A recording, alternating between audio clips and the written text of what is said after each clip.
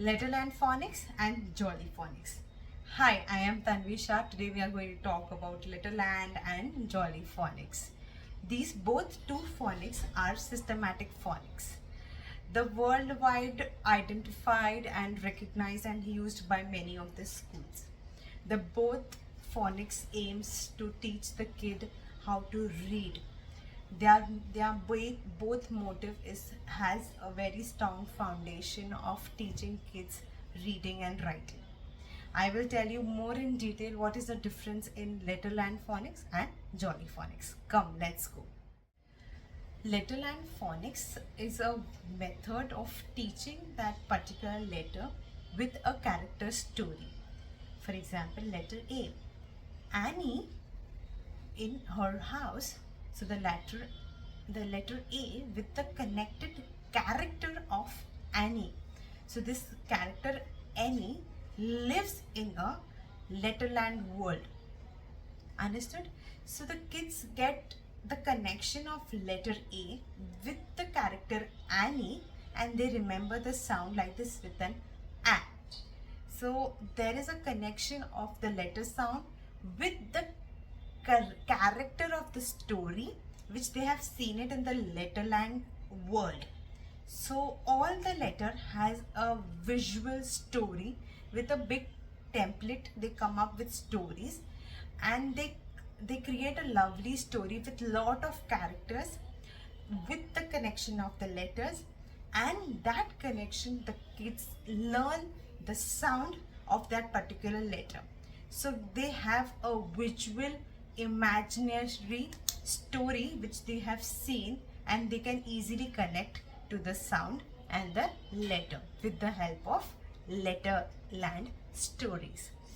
So over here the benefit is they can easily connect because they've heard a story and they find a connection relation to them. And after when they connect that story relation with the sounds, they can easily visualize and imagine the letter and easily remember. So the tools which they use templates, they use big books, posters to narrate their story. As it's an imaginary story, the kids really love this listening to stories. Yes. And at the end they learn the letter sound.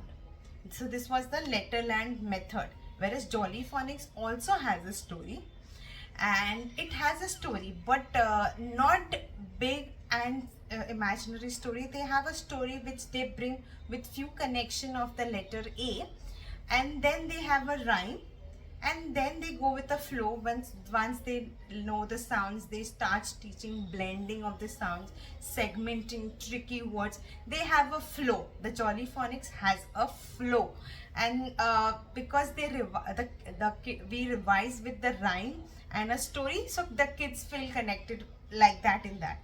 So we also give you story in Jolly phonics. We also have a rhyme.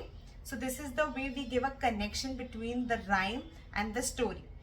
So that is why the kids can easily identify. Over here also in Jolly phonics we have a workbook, we have books, story books, we have rhymes. We also use flashcard methods for the letters, for the imaginary for photos. Sorry, for example, avocado. So we show an avocado photo. That's a flashcard saying that it's an avocado. Correct. This is the way we teach in Jolly phonics. So last, I would like to summarize on both of them. So if you want to go more on imaginary learning with lot of stories and characters, so the Letterland is the best way to go ahead because it is beautifully created. The stories are lovely and the kids really love the story listening, and they go in their imaginary world seeing that character, and they really get that connection. And if you are looking for some structured literacy program or step-by-step learning of the language, then Jolly phonics is the one, because it goes step by step, starting from the letter sound, blending, segmenting, tricky words, then formation of letters. So this is the way if you want to choose that, you choose Jolly phonics. Jolly phonics is the best. Last, I would say both the ways it depends how the teacher is teaching. Okay, so teacher teaching, the learners, how the head of the learner is, how the kids want to learn, grasp the thing, then only you can finalize on some method, whether Letterland or Jolly Phonics.